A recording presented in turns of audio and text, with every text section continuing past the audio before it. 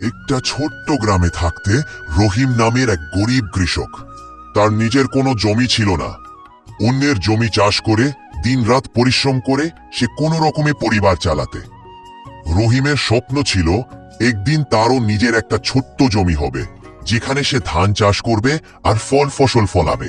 কিন্তু তার সামর্থ্য এতটুকু ছিল না যে জমি কিনতে পারে। তবুও সে হাল ছাড়েনি। ভোরবেলা সূর্য ওঠার আগেই মাঠে চলে যেত, কাঁধে লাঙল আর পাশে তার পুরনো গরুটি। প্রচন্ড গরমে, ঝড় বৃষ্টিতে কিংবা শীতে সব সময় সে কাজ করত। গ্রামের লোকেরা তাকে প্রায়ই বলতো, রহিম, এই তো কষ্ট করে কি হবে, তোমার তো কিছুই নেই।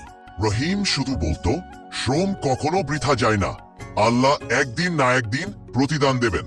কিছুদিন পর গ্রামে এক ধনী জমিদার এলেন। তিনি শ্রমিক খুঁজছিলেন জমি চাষের জন্য। রহিম দিনরাত নিষ্ঠা নিয়ে কাজ করল। জমিদার তার সততা আর পরিশ্রম দেখে খুব খুশি হলেন। কয়েক বছর পর জমিদার রহিমকে সামান্য এক টুকরো জমি উপহার দিলেন। রহিম সেই জমিতে চাষ শুরু করলো। নিজের ঘাম আর পরিশ্রমে ধীরে ধীরে জমি উর্বর হলো, ফসল ফলতে লাগলো। এখন সে শুধু নিজের পরিবারই চালাত না, বরং গ্রামের অন্য গরিব মানুষকেও সাহায্য করত।